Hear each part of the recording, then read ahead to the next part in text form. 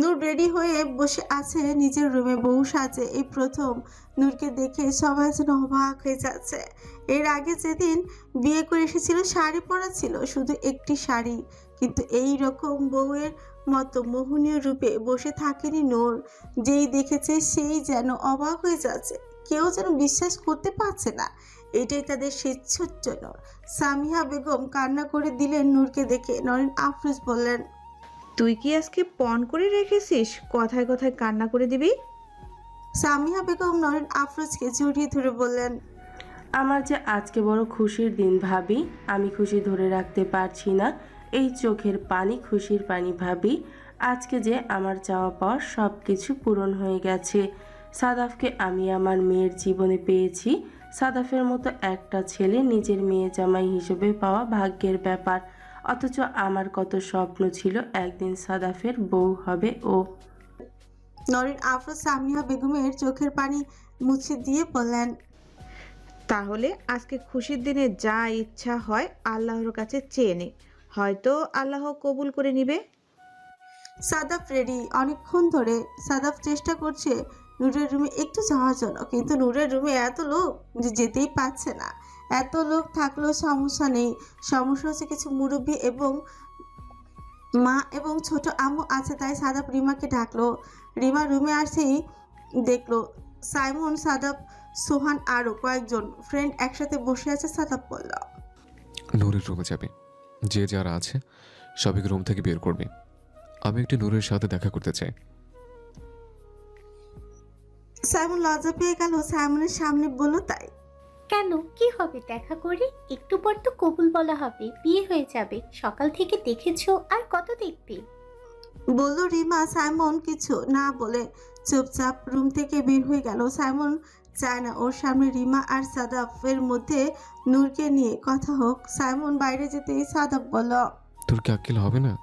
কার সামনে কি কথা বলতে হয় জানিস না? এখনই যা, যে রুম খালি কর। ঘুষ লাগবে। থাপড়ে দাঁতগুলো সব ফেলে দেবো। ঘুষ লাগবে না, এখন যা বলছে। রিমা বলল। রিমার ধমক শুনে সবার সামনে লজ্জা পেয়ে গেল। বলল, সুন্দর করে তো বলা যায়, এত ধমকা ধমকির কি আছে? বলে রুম থেকে বের হয়ে গেল। গিয়ে নূরের রুমে গিয়ে দেখলো সামিয়া বেগম, নরেন আফরোজ আর কিছু মুরব্বী লোকজন এবং বিউটিশিয়ানরা আছে, তবে সাজানো শেষ। রিমা বলল, আচ্ছা আচ্ছা, তোমরা সবাই বের হও, আমি নূরের সাথে বসে থাকবো, সমস্যা নেই। তোমরা বিয়ের কাজ করো, গিয়ে যাও। সামিহা বেগম বললেন, আচ্ছা এসেছিস, ভালো হয়েছে। নূর একা একা ছিল, একটু পর আমি ওপরে খাবার পাঠিয়ে দিব। ওকে একটু খাইয়ে দিস, নিচে চলে গেলে খাওয়া দাওয়া করতে পারবে না। বলেই নরিন আফরোজের দিকে তাকিয়ে বলল, চলো ভাবি আমরা যাই, ও তো নূরের সাথে বসে আছে। সবাই চলে যেতে রিমা বলল, তুই 1 মিনিট বস, আমি এই মুহূর্তে যাব আর আসবো। নূর চুপচাপ বসে রইল। হঠাৎ দরজার শব্দ হলো। দরজার কাছে দিকে দাঁড়িয়ে আছে, দেখলো সাদাফ দরজা দিয়ে ঢুকছে। দরজা লাগিয়ে দিল। নূর অবাক হয়ে গেল, এখানে কি করছে? এই মুহূর্তে তো এখানে আসার কথা নয়। তবে অবাকের চেয়ে বেশি যেন মুগ্ধ হয়ে গেল নূর। এই প্রথম সাদাফ ভাইকে শেরওয়ানি পরে মাথায় পাগড়ি পরা অবস্থায় দেখলো, যেন কোনো রাজপুত্র কোনো রাজ্যের রাজকুমারীকে জয় করতে যাচ্ছে। নূর মুগ্ধ দৃষ্টিতে তাকিয়ে রয়েছে সাদাফের দিকে, চোখ ফেলতে পারছে না সাদাফ। ধীরে ধীরে এগিয়ে গিয়ে নূরের বিছানার কাছে হাঁটু ভেঙে নিচে বসে নূরের দিকে তাকিয়ে বলল, আমার ছোট্ট নূর, আমার বউরি, তোকে দেখতে আজ ভীষণ সুন্দর লাগছে। আজ যেন মিসেস সাদাফ আমার বউ বউ লাগছে। কি করে এত সুন্দর পরীটা আমার জীবনে আসলো বলতো? আল্লাহ যে বোতলটাকে শুধু আমার জন্যই পাঠিয়েছিল, এই পরীটাকে শুধু আমার জন্যই পাঠিয়েছিল। সেজন্যই তো প্রথম দিন থেকে আমার দেখে মনে হয়েছিল নূর শুধু আমার। এটা আমার ছোট্ট বোতল, এটা আমার ছোট্ট পরী। মুগ্ধ নয়নে তাকিয়ে থেকে সাদাফের গালে হাত রেখে বলল, আর আপনি শুধু আমার, অন্য কারো নন। চলে আসলো সেই শুভক্ষণ। মাঝখানে ফুলের তৈরি পর্দা মতো টানানো, এপাশ থেকে ওপাশ দেখা যাচ্ছে, তবে একটু হালকা ঝাপসা। নূর মাথা নিচু করে বসে আছে। সাদাফ সবার সামনে এক দৃষ্টিতে তাকিয়ে আছে নূরের দিকে। বন্ধুরা মাঝে মধ্যে খোঁচা দিয়ে বলছে, চোখ না মা, চোখ দিয়ে কি খেয়ে ফেলবি নাকি? সাদাফের তাতে কিছু যায় আসে না। আজ চোখ ভরে দেখবে, মন ভরে দেখবে সাদাফ ওর ছোট্ট নূর পরীকে। এমন সময় কাজী সাহেব নূরের দিকে তাকে বিপর্ণ উদ্দেশ্যে বলল, পিতা হুমায়ুন রহমানের জ্যেষ্ঠ পুত্র শাপাদ রহমানকে 10,01,000 টাকা দেনমোহর ধার্য করিয়া বিবাহের জন্য রাজি থাকলে বলো মা আলহামদুলিল্লাহ, কবুল। এবার আর নূর দেরি করলো না। নূর নিশ্চিত সাদাফকেই চায়। চোখ দুটো নিচে রেখে 3 বার বলল, কবুল, কবুল, কবুল। নূরের মুখ থেকে কবুল শোনার পরে সাদাফ সাথে সাথে 2 হাতে নিজের মুখ ঢেকে ফেলল। কান্না করছে সাদাফ, নিজের খুশি কান্না যেন বাদ মানছে না আজ। এদিকে সবাই অবাক হয়ে তাকিয়ে রইল সাদাফের দিকে। সাথে ফজলুর রহমান ও হুমায়ুন রহমান ও মুগ্ধ রানে তাকিয়ে রইল। সুহান্ত খোঁচা মেরে বল, কি রে, কবুল করার সময় মেয়েরা কাঁদে জানতাম, ছেলেরা কবে থেকে কান্না করে শুরু করলো? সাবা সোহানের দিকে তাকিয়ে বলল, কাঁদে ছেলেরা যখন নিজের শখের নারীকে অনেক সাধনার পর পায় নিজের করে, তখন এভাবে খুশির কান্না আর বাদ মানে না। সকলের সামনে চোখ বেয়ে অশ্রু ঝরে পড়ে। নূর তাকিয়েছে সাদাফের দিকে। আজ নূর কাঁদবে না। মুগ্ধ দৃষ্টিতে তাকিয়ে আছে সাদাফের দিকে। সাদাফ কান্নারত অবস্থায় সবার সামনে বলল, আলহামদুলিল্লাহ, কবুল। সমস্ত দৃশ্যই এক দৃষ্টিতে তাকিয়ে ভেজা ভেজা নয়নে অবলোকন করল রিহা। সাদাফ যেই রিহার শখের পুরুষ ছিল, তবে একতরফা কোনো কিছুই ভালো হয় না। আজ নিজের শখের পুরুষকে, তার শখের নারীকে পাওয়ার আনন্দ উপভোগ করতে দেখে রিহা দেখল। রিহা প্রস্তুত এখন চলে যাওয়ার জন্য, শুধু বিদায় নেবার পালা। সাদাফকে রুমে আটকে রেখেছে সোহান, সাবা, অন্যান্য ফ্রেন্ডরা। সাইমন চুপচাপ বসে আছে, কোনো কথা বলছে না। শত হলো ছোট বোনের হাজব্যান্ড। সাইমন উকি ঝুঁকি মারছে কখন এখান থেকে চলে যাওয়া যায়। সাদাফ বুঝতে পারলো সাইমনের অস্বস্তি, বলল, আচ্ছা সাইমন, নিচে থেকে আমার জন্য 1 মগ কফি নিয়ে আয়। আমার খুব কফি খেতে ইচ্ছে করছে, মাথা ব্যথা করছে। সাইমন যেন হাফ ছেড়ে বাঁচলো। কতক্ষণে এখান থেকে উঠবে তাই ভাবছিল। উঠে যাওয়ার বাহানা পাচ্ছিল না। এখন বাহানা পেয়ে তাড়াতাড়ি উঠে বলল, ঠিক আছে ভাইয়া, আমি এখনই পাঠাচ্ছি। সাইমন যেতেই সাথে সাথে রুমে হাসির রোল পড়ে গেল। রনি বলল, বাহ, সমন্দেশকে কি কৌশলেই না বের করলি। সোহান বলল, বন্ধু, আজকে তোর অফিসিয়াল বাসরাত, চুপি চুপি কিছু করা লাগবে না, ওপেনলি করবি। তোর ফিলিংস কেমন? সাদাফ সোহানের দিকে তাকিয়ে বলল, বাজে কথা বলবি না। বাসর ঘর নিয়ে কিসের আবার নতুন ফিলিং? বিয়ে কি আজ করেছে? না না, নতুন লাগবে, কারণ আজকে ভাবি পরীর মতো সেজেছে। এতদিন তো শুধু নূর ছিল, এখন তো হুর হয়ে গিয়েছে। আজকে ফুলে ফুলে সজ্জিত বিছানা। আমরা তো জাস্ট কয়েকটা পাপড়ি ফুল টুল দিয়ে সাজিয়েছিলাম। আজকে সম্পূর্ণ রুম, সম্পূর্ণ বাড়ি ফুলে সুসজ্জিত বিছানা। বাবিকে লাগছে হুরপরি। সব কিছু মিলেমিশে একাকার। বল বন্ধু, তোর অনুভূতি কেমন? জানতে চাইলো হিমেল। যে ছেলে বইয়ের দিকে বেহায়ার মতো সবার সামনে এক দৃষ্টিতে তাকিয়ে থাকে, বইয়ের মুখে কবুল শুনে হাউমাউ করে কেঁদে দেয়, সেই ছেলে বাসর রাত আজকে কেমন হবে ভাব দিয়ে আমার শরীরে কাঁপুনি দিয়ে উঠে যাচ্ছে। যাই হোক, আমরা কিন্তু পূর্ব পরিকল্পনা অনুযায়ী গিফট ভাবির কাছে পাঠিয়ে দিয়েছি। তুই শুধু যে ভাবিকে একটু খুলতে সহযোগিতা করিস, মানে গিফট বক্স, অন্য কিছু না। বলল সোহান। সাথে সাথে সাদাফ তাকালো সোহানের দিকে, বলল, মানে কি করেছিস তোরা? কি পাঠিয়েছিস? বলবো কথা বাসর ঘরে গিয়ে খুলে দেখ, তারপরে বুঝবি। বলল সোহান। সাবা বলল, নূর কিন্তু ছোট বন্ধু, সাবধানে। আরে রাখ তোর সাবধান, ছোট গাড়ি চালিয়ে ফেলেছে, আজ অফিসিয়াল চালাবে। সাইমন সিঁড়ি দিয়ে নিচে নামতে লাগলো। নিচে নামতে নামতেই দেখা হলো রিমার সাথে। বলল, এত দৌড়াদৌড়ি করে কোথায় যাচ্ছিস? তুমি যাবে না বাসর ঘরে গেট ধরতে? বিয়ের গেট তো ধরতে পারিনি, জামাই বউ তো একই বাড়ি, সেজন্য বাসর ঘরে গিয়ে গেট ধরবো। সুযোগ ছাড়া যাবে না, তাড়াতাড়ি আসো, সবাই গিয়ে ধরবো। অনেকগুলো টাকা নিব ভাইয়ের কাছ থেকে। সাইমন অবাক হয়ে তাকালো রিমার দিকে, তারপর বলল, মেয়েদের বুদ্ধি যে হাঁটুর নিচে থাকে তা জানতাম, তোকে দেখে তা প্রমাণ পেলাম। তুই সাদাব ভাইয়ের ছোট বোন, আমি ছোট ভাই হলেও আমি কিন্তু তোর বড় ভাই। বড় ভাই হয়ে ছোট বোনের বাসর ঘরে গেট ধরবো? বুদ্ধি কোথায় থাকে তোর? রিমার সাথে সাথে নিজের ভুল বুঝতে পারলো, দাঁত দিয়ে জিভ কেটে বলল, সরি সরি, ভুল হয়ে গেছে। বারবার সম্পর্ক আওলাছাওলা হয়ে যায়। তুমি যে নূরের বড় ভাই এটা আমি ভুলে গিয়েছিলাম। অবশ্য আমিও কাজিন বড় বোন, কিন্তু আমি আপনটাই ধরবো। ছোট বোন হিসেবে কেক ধরে অনেকগুলো টাকা নিয়ে নিব। সাইমন অবাক চোখে তাকালো রিমার দিকে, তারপর এদিক ওদিক তাকে ধীরে ধীরে বলল, কাজ করিস, নিজের বাসর গেটটাও নিজেই ধরিস। বাসর যখন তোর সাথেই করব, টাকা অন্যকে দেবো কেন? বাসরও তোর সাথে করব, টাকাও তোকে দিব। তুই সাজুগুজু করে গেটে দাঁড়িয়ে থাকিস। বলেই সাথে সাথে সিঁড়ি বেয়ে নিচে নেমে গেল। এই মুহূর্তে এখানে থাকলে রিমার রণচুটির রূপ ধারণ করতে পারে, সেই জন্য আর এক মুহূর্ত দেরি করলো না সাইমন। বাড়ির মুরব্বীরা যার যার মতো নিজের রুমে চলে গিয়েছে। সোহান এবং সোহানের বন্ধুরা সাদাবকে নিয়ে নূরের দরজার রুমের বাইরে দাঁড়িয়ে আছে। নূরের অনেক আগেই সাজুগুজু করিয়ে সিম্পল কাপড় পরিয়ে বাসের ঘরে বসিয়ে দেওয়া হয়েছে। এদিকে রিমা দৌড়ে এসে সাদাফের সামনে দাঁড়িয়ে পড়ল। দাঁড়ো দাঁড়ো দাঁড়ো, আমাদের কাজিনদের টাকা না দিলে রুমে ঢুকতে পারবে না।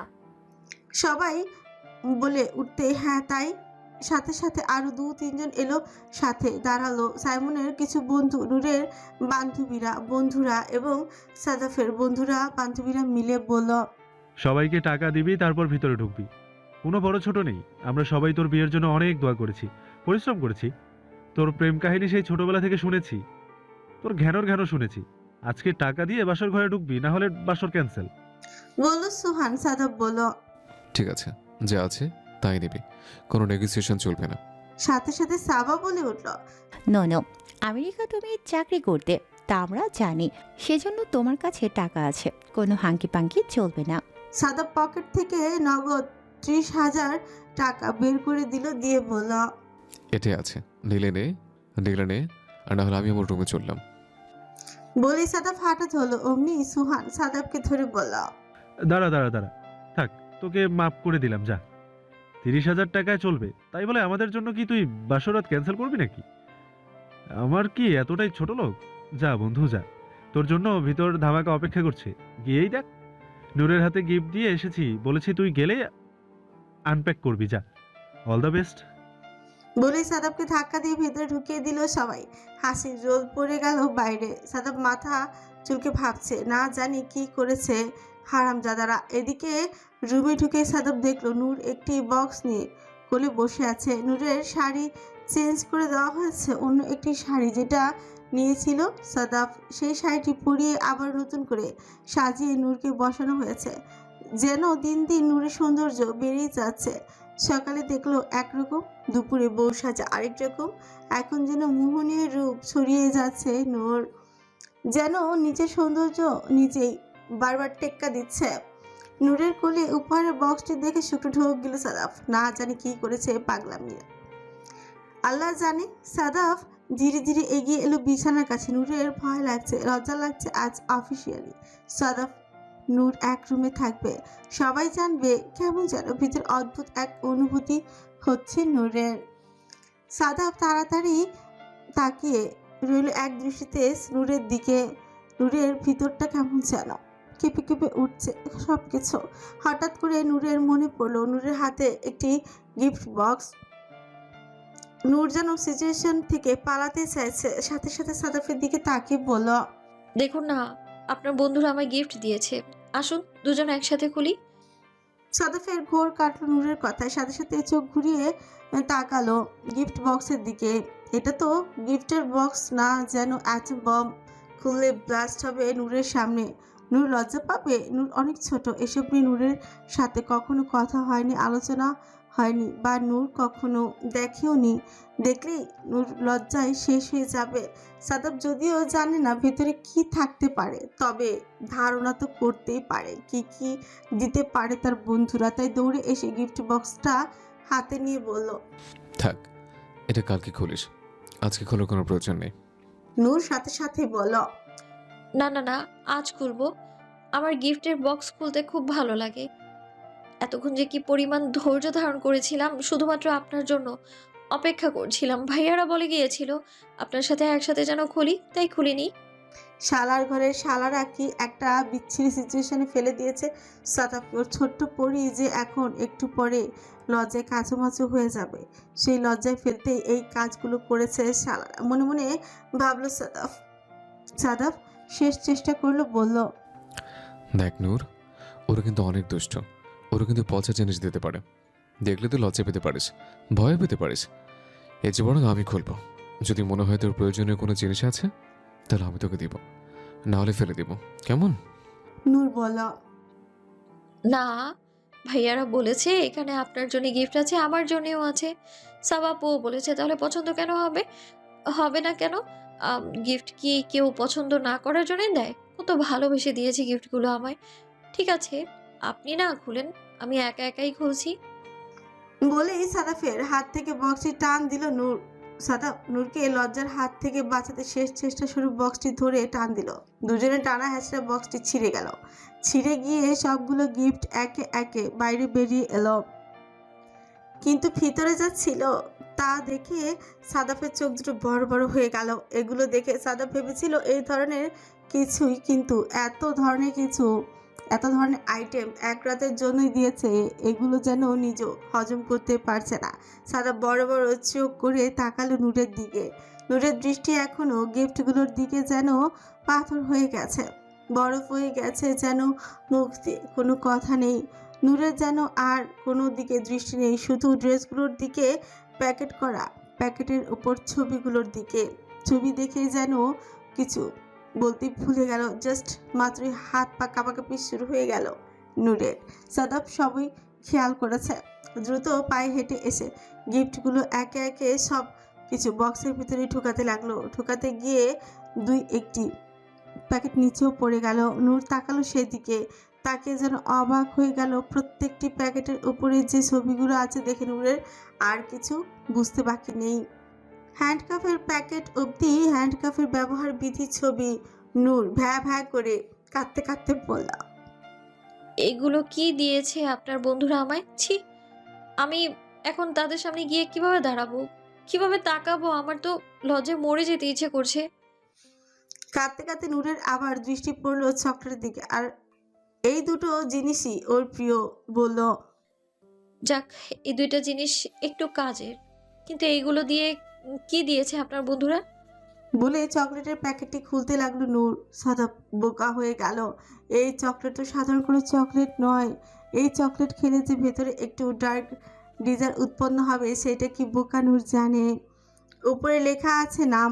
নূর যেই চকলেটটা খুলে মুখে পড়বে তার আগে সাদাপ চকলেটটা নিয়ে নূরের মুখ থেকে খেয়ে ফেল। বলল, আমি একটু খেয়ে দেখি কেমন। নূর অবাক হয়ে গেল। এত বড় মানুষ চকলেটের জন্য এরকম করছে। নূর আরেকটু ভেঙে চকলেট মুখে দিবে, সেটাও সাদাপ সাথে সাথে নিজের মুখে পুরে ফেলল। তারপর নূরের হাতের সবটুকুই ছিনিয়ে নিয়ে নূর কিছু বুঝে ওঠার আগেই পুরো চকলেটটা নিজের মুখে দিয়ে দিল।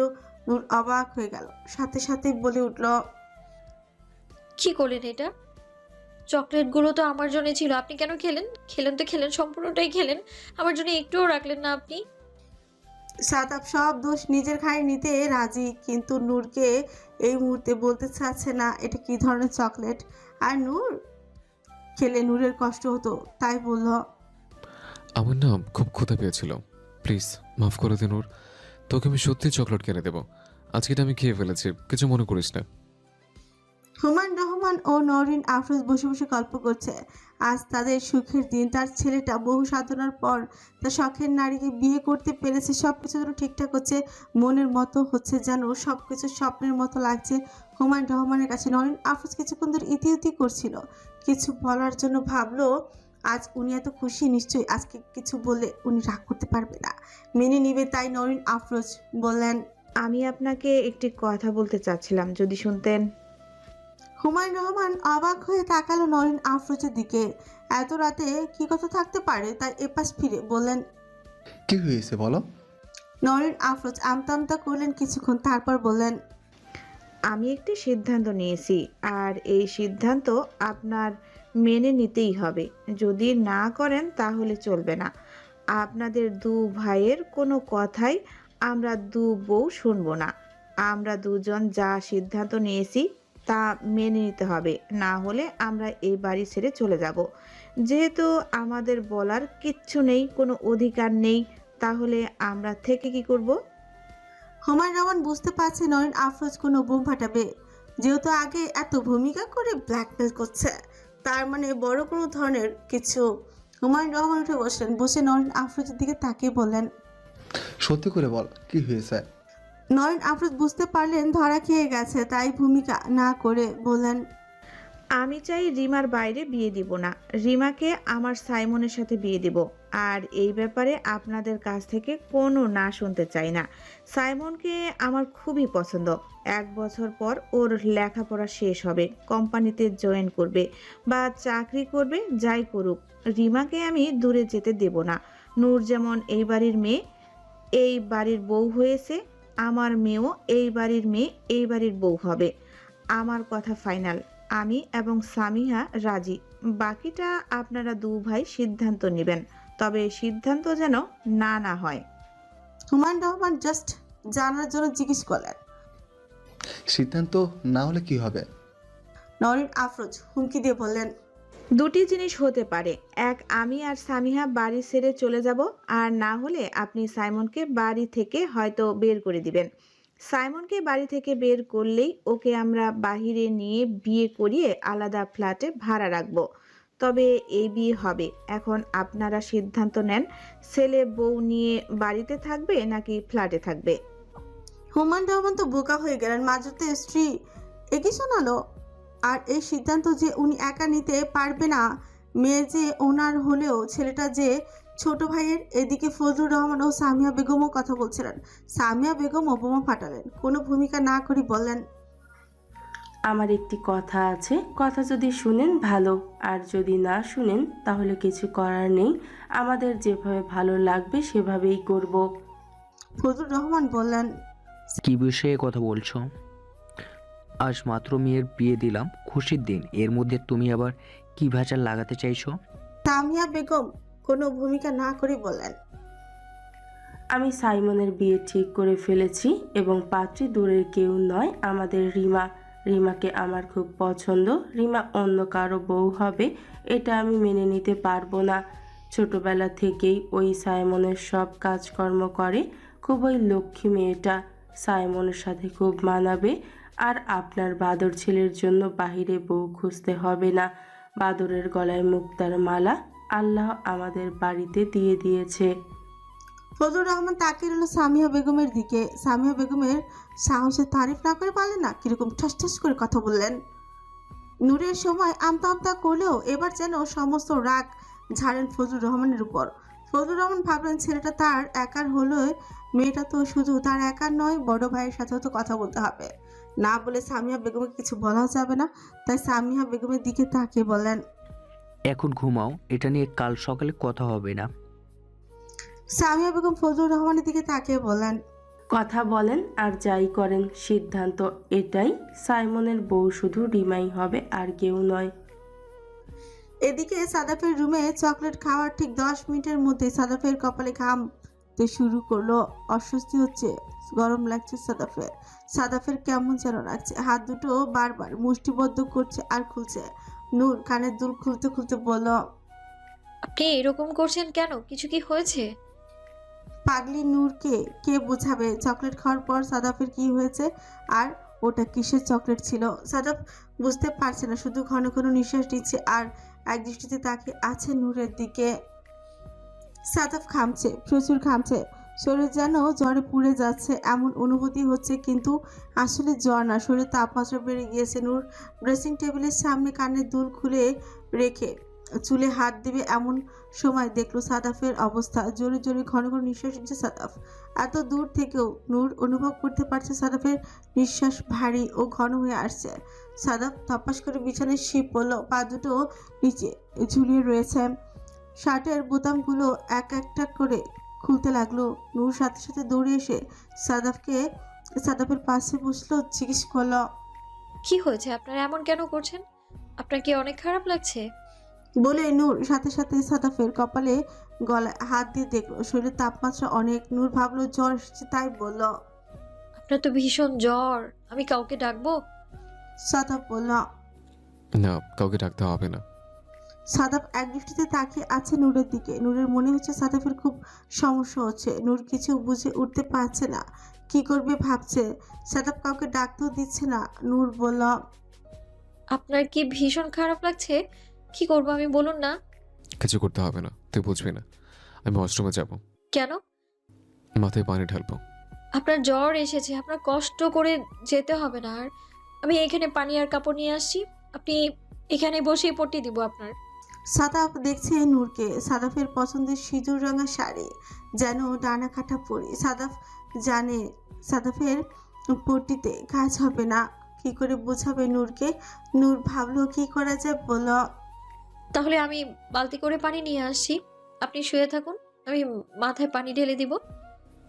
কোনো কিছুতে জ্বর কমবে না নূর, আমাকে ওয়াশরুমে যেতে দে। নূর সাদাফের হাত ধরে বলল, কি করছেন আপনি? এই শরীরে ওয়াশরুমে যে কি করবেন আপনি? আমাকে শাওয়ার নিতে হবে, অস্থির লাগছে আমার। মনে হচ্ছে ভিতরে হৃৎপিণ্ড আরেকটু হলে ফিরে যাবে। সাদাফ বলল। নূর বুঝতে পারছে না কি করবে। নূরের যেন কান্না পাচ্ছে। সাদাফের হাত ধরে বলল, কি হয়েছে বলুন না, আপনি কেন এমন করছেন? আমায় বলুন না আপনার কি হচ্ছে, কি করলে আপনার এই অস্থিরতা যাবে, জ্বর কমে যাবে? কোন ওষুধ খেলে, কি করলে আমাকে খুলে বলুন না, আমি করছি তো সবটা। সাদাফ নূরের দিকে তাকালো, ঘন ঘন নিঃশ্বাস নিচ্ছে। নূরের দিকে তাকিয়ে বলল, কোনো ওষুধ কোনো কিছুতে কাজ হবে না নূর। নূর বলল। তাহলে কিসে কাজ হবে, কি লাগবে আপনার, বলুন না। সাদাফ নূরের দিকে তাকিয়ে আছে। বুকের ভেতর হৃৎপিণ্ড যখন যেমন ঝিমঝিম করছে, মনে হচ্ছে ফেটে যাবে। অস্থিরতা বেড়েই চলেছে। সাদাফ খপ করে নূর ধরলো নূরের হাত। নূর চমকে উঠলো, এভাবে নূরের হাত ধরেছে কেন? নূর তাকালো সাদাফের দিকে, দেখলো অদ্ভুত দৃষ্টিতে তাকিয়ে আছে সাদাফ। নূরকে আর কিছু বুঝে উঠতে না দিয়ে সাথে সাথে নূরকে হ্যাঁচকা টানে সাদাফ নিজের বুকে নিয়ে নিল। ঘোর লাগা কণ্ঠে ধীরে ধীরে ফিসফিস করে বলল, তোকে লাগবে নূর, ভীষণভাবে লাগবে, খুব বাজেভাবে লাগবে, কোনো প্রশ্ন করিস না।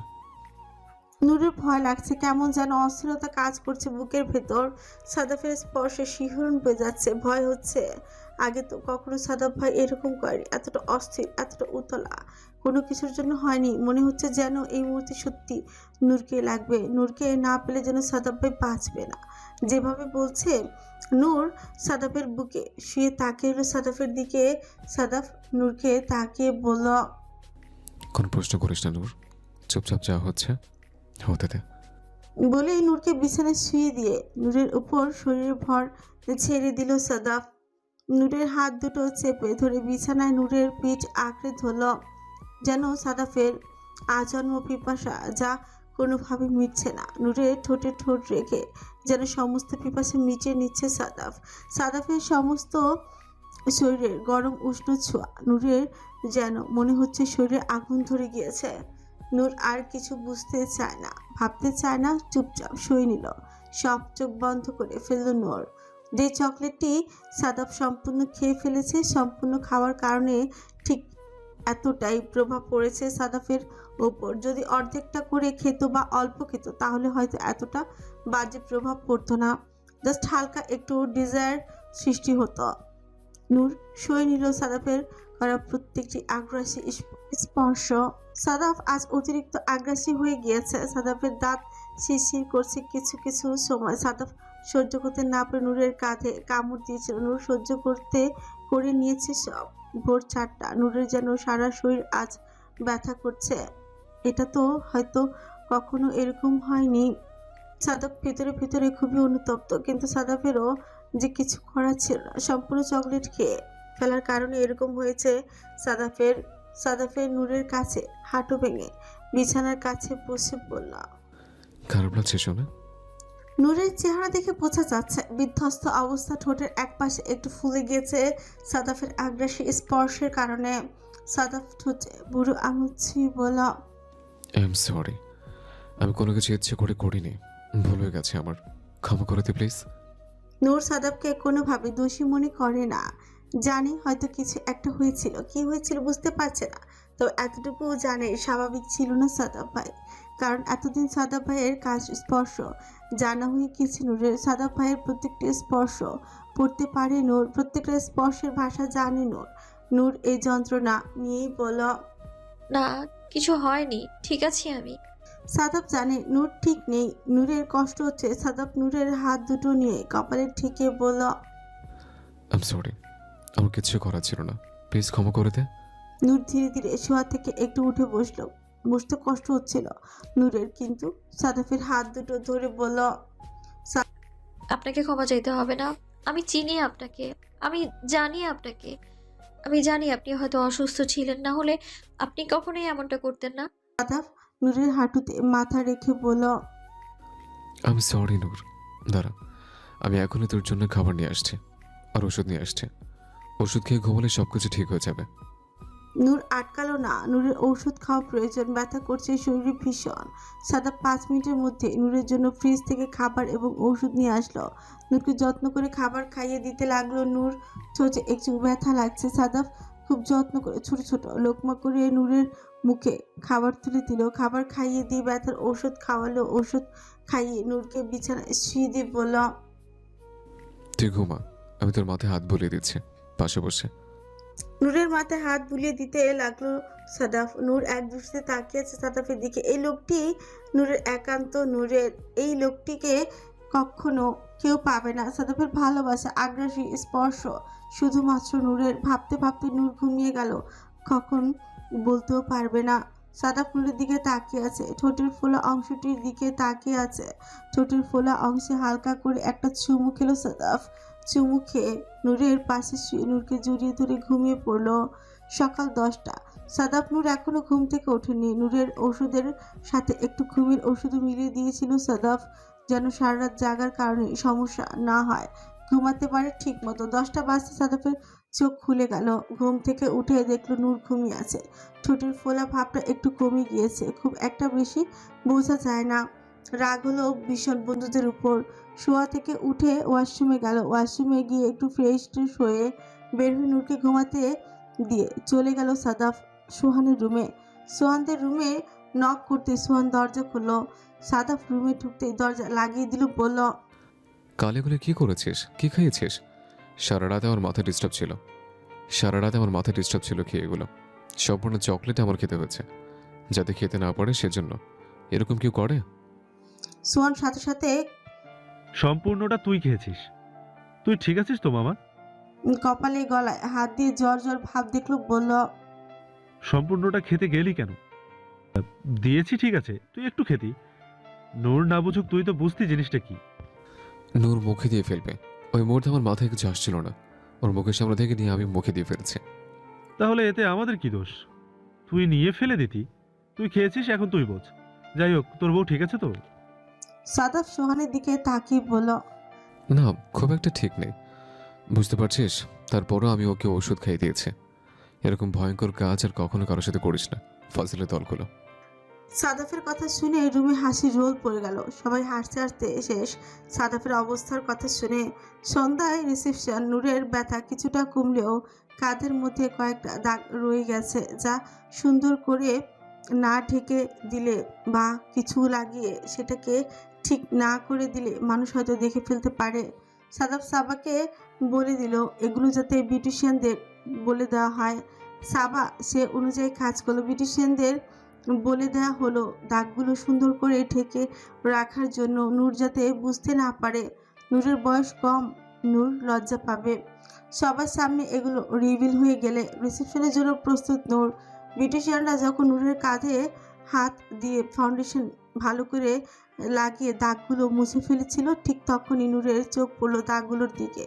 নূর সাথে সাথে চোখ নিচু করে ফেললো। বিউটিশিয়ানটা নূরের মুখোমুখি বসে আর কিছু বলল না, চুপচাপ নূরকে সাজিয়ে গুছিয়ে দিল। নূর আয়নার দিকে তাকালো, দেখলো না সব কিছু ঠিকঠাকই আছে, কোনো কিছু বোঝা যায় না। নূরকে দেখে আরেকবার যেন ক্রাশ খেলো সাদাফ। নূরকে যতবার দেখে ঠিক ততবারই যেন হুঁশ হারিয়ে ফেলে সাদাফ। এতটা মোহনীয় রূপে নূর বারবার নিজেকে প্রেজেন্ট করে সাদাফের সামনে, অথচ কত হালকা মেকআপ যেন মনে হয় কিছুই দেয়নি। তারপর কতটা সুন্দর ও স্নিগ্ধ লাগছে নূরকে। এক দৃষ্টিতে নূরের দিকে তাকিয়ে আছে সাদাফ। নূর চোখ মেলে তাকালো সাদাফের দিকে। দুজনকে একসাথে রিসেপশনের জন্য স্টেজে বসানো হলো।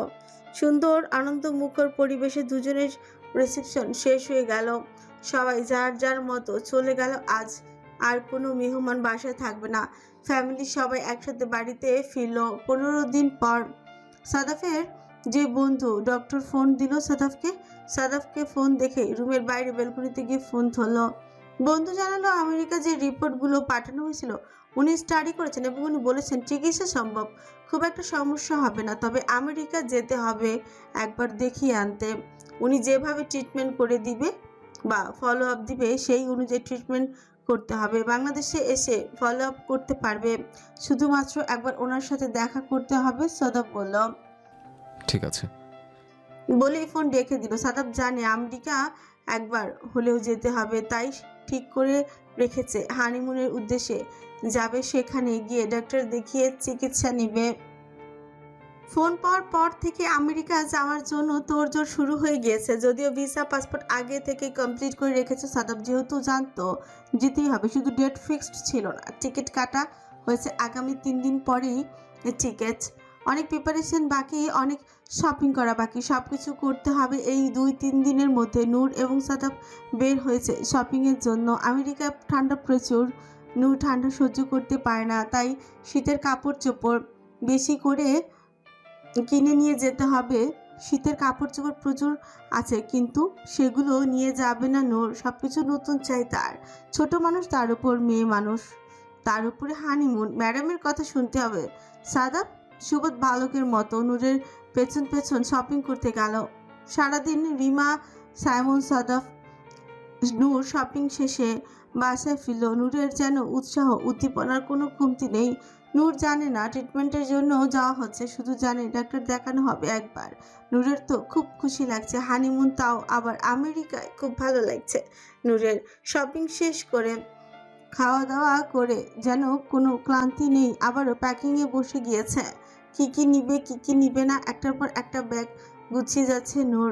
সাদাফ বিছানায় শুয়ে শুয়ে জিজ্ঞেস করলো। কি রে, রেডি সব? প্যাকিং করা শেষ? কই শেষ, মাত্র 2টো ব্যাগ ভরলাম। এখন আমার জুতো গোছানো বাকি, কসমেটিক্স গোছানো বাকি, আপনার ব্যাগ গোছানো বাকি আছে। 15 দিনের জন্য যাচ্ছি, এটা কি কম সময়? আবার বলছেন সময় বেশিও লাগতে পারে, তাহলে আমার তো প্রিপারেশন নিয়ে যেতে হবে। যদি বেশি সময় লাগে তখন আমি কাপড় চোপড় কোথায় পাবো? হ্যাঁ, সাদাফ অবাক হয়ে তাকালো নূরের দিকে, তারপর বলল। কোথায় পাবি মানে? এই 2 ব্যাগ ভর্তি কাপড়, এগুলো পরবি?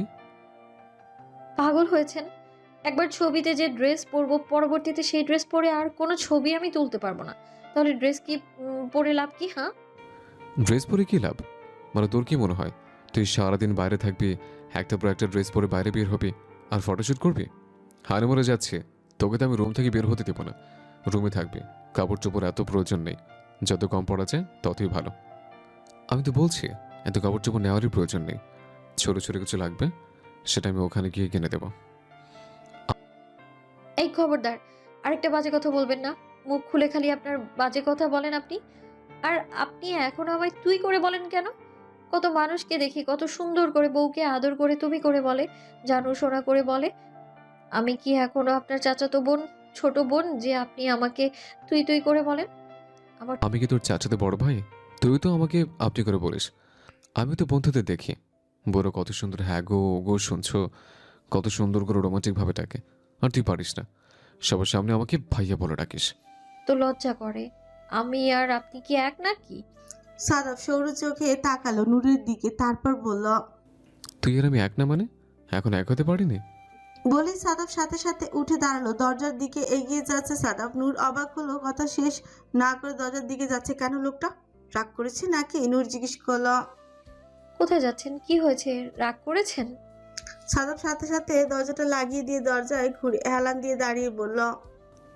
না, দরজা লাগাতে এসছে। নূর অবাক হয়ে গেল। কেন দরজা লাগাতে গিয়েছেন? নূর জানতে চাইল। সাদাফ বলল। যা এতদিন করতে পারিনি তাই করব। নূর অবাক হয়ে জানতে চাইল। কি করতে পারেননি? এক হতে পারিনি তাই দরজা লাগিয়ে আসলাম।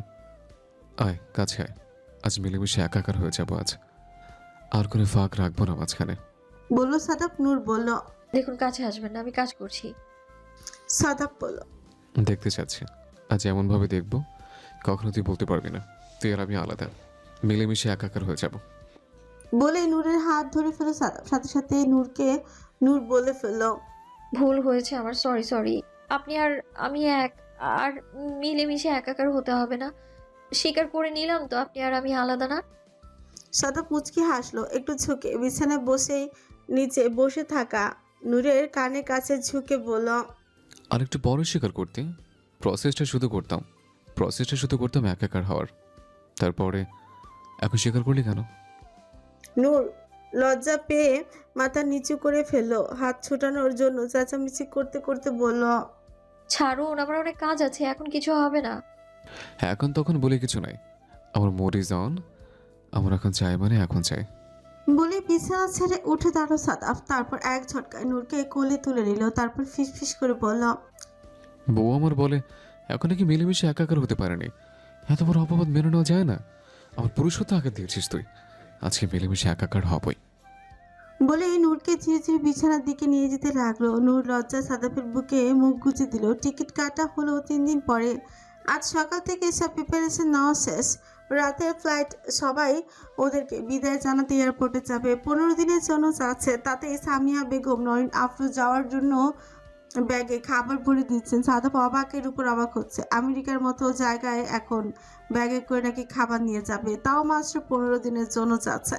কিন্তু মায়েদের কিছু বলাও যাবে না, এতে তাদের আবার মুড অফ হয়ে যাবে। সন্ধ্যা প্রায় ঘনিয়ে এসেছে। 8টার দিকে বাসা থেকে বের হবে হুমায়ুন রহমান, ফজলুর রহমান, রিমা, নূর, সামিহা বেগম, নরিন আফরোজ সবাই একসাথে খেতে বসেছে। খাওয়া শেষ হলে রওনা দেবে, তাই একটু আগে খেতে বসেছে আজকে। এয়ারপোর্টে যাবে শুধু হুমায়ুন রহমান, ফজলুর রহমান ও সাইমন, আর কাউকে নেওয়া যাবে না, কারণ আস্তে আস্তে রাত হবে। তাই সাদাফ সবাইকে যেতে মানা করেছে।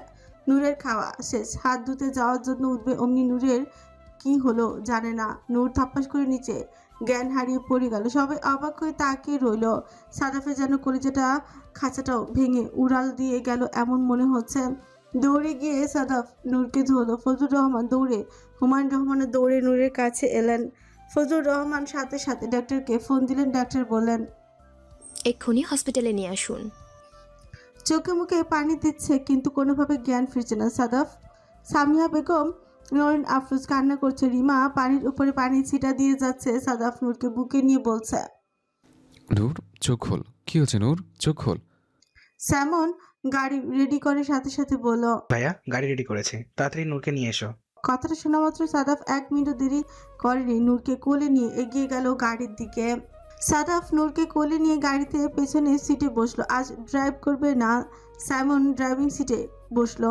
ফজলুর রহমান সাথে উঠলেন। হুমায়ুন রহমান, নরিন আফরোজ এবং সামিয়া বেগমকে রিমাকে নিয়ে আরেক গাড়িতে আসলেন। হসপিটালে আসার সাথে সাথে সাদাফ গাড়ি থেকে নেমে নূরকে কোলে নেওয়া অবস্থায় হসপিটালের ভেতর প্রবেশ করলো। ডক্টরের সাথে রাস্তায় কথা হয়েছে, সেই অনুযায়ী ডক্টর ইমার্জেন্সিতে ওয়েট করছিল নূরের জন্যই।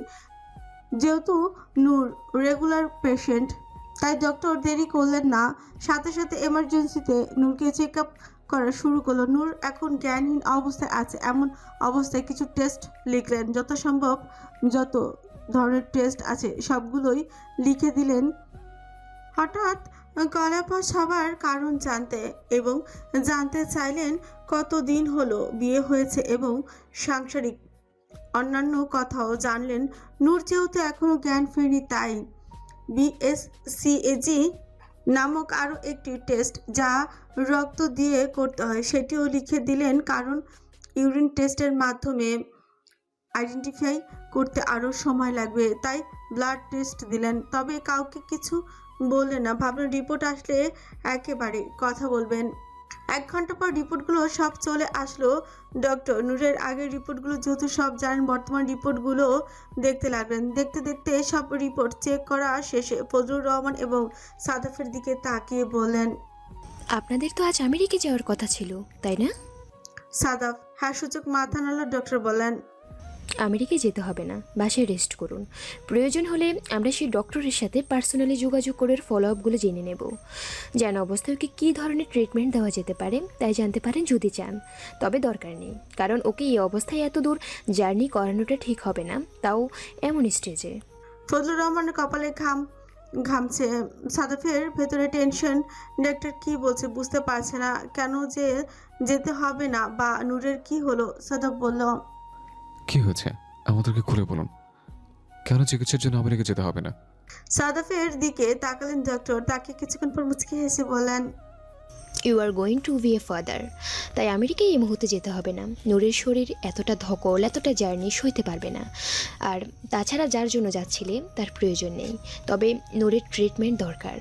ওকে ট্রিটমেন্টের উপরে থাকতে হবে, সেটা বাংলাদেশেই সম্ভব। প্রয়োজন পড়ে সে ডাক্তারের সাথে কথা বলে ফিউচার ফলো আপগুলো ওনার থেকে নিতে পারো। তবে তোমাদের জন্য সুখবর এটাই, নূর মা হতে চলেছে। তবে ওকে একটু দেখে রাখতে হবে। এক তো নূরের ওবারিতে সিস্ট, দ্বিতীয়ত ওর বয়স অল্প, আর এই প্রাইমারি স্টেজে ওকে বেশি মুভ না করানোই ভালো। মাত্র 4 to 5 উইকস প্রেগনেন্সি, এই জন্যই নূর ক্লাবস হয়ে গিয়েছে। ওই অসুস্থতা তো নিতে পারবে না। প্রথম 2-3 মাস একটু কষ্ট হবে, তারপর ইনশাল্লাহ ঠিক হয়ে যাবে।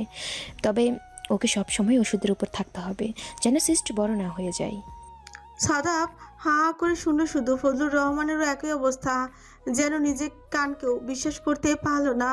কি বললেন ডক্টর? তাছাড়া সাদাফ মনে মনে ভাবতে লাগলো, ওষুধ খাইয়ে দিয়েছিল প্রত্যেকবার, তাহলে নূর প্রেগনেন্ট হলো কী করে?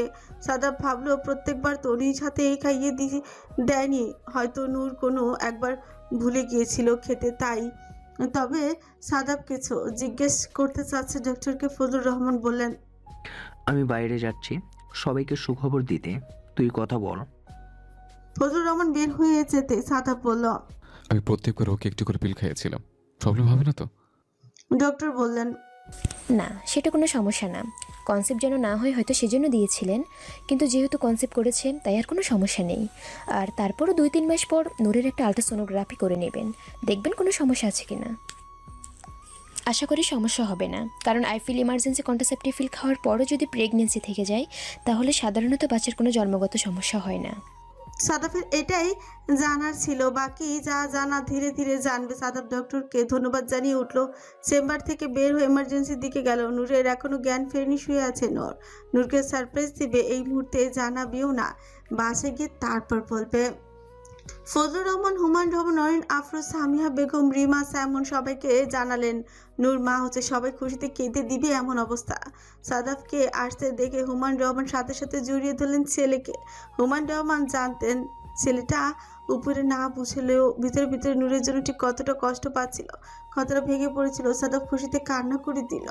হুমায়ুন রহমান ছাড়লেন সাদাফকে, চোখের পানি মুছে দিয়ে বললেন, ভিতরে যা। সাদাফ সবার দিকে তাকিয়ে বলল, নূরকে এই মুহূর্তে বলার প্রয়োজন নেই, ওকে আমার বাসায় গিয়ে সারপ্রাইজ দেবো। সবাই মেনে নিলেন সাদাফের সিদ্ধান্ত। সাদাফ ধীরে ধীরে এগিয়ে গেল নূরের রুমের কাছে। দেখলো নূর এখনো ঘুমিয়ে আছে। ও ছোট্ট ছোট্ট নূর ছোট্ট শিশু বাচ্চাদের মতো লাগছে। এই মেয়ে নাকি 9 মাস পর একটি সন্তানের মা হবে, ভাবতে অবাক লাগছে সাদাফের কাছে। সাদাফ যত্ন করবে, নিজ হাতে যত্ন করবে নূরের। ডাক্তার যেহেতু বলেছে 2-3 মাস রিস্ক আছে, সেহেতু নূরের বয়স অল্প, এছাড়াও অসুস্থ, তাই সাদাফ সারাদিন সারা রাত নিজ হাতে যত্ন করবে নূরের।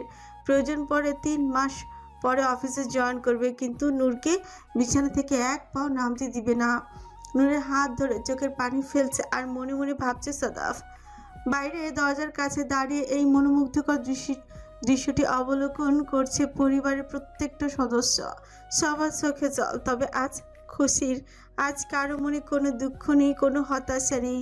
সবাই খুশিতে যেন পাগলই হয়ে যাবে এমন অবস্থা। আরও আধ ঘন্টা পর নূরের হুঁশ ফিরল, যেন লম্বা একটা ঘুম দিয়ে উঠেছে নূর। যারা তেমন কোনো ক্লান্তির ছাপ নেই, সুন্দর একটি ঘুম দিয়েছিল সে। সাদাফ তাকিয়ে আছে নূরের দিকে।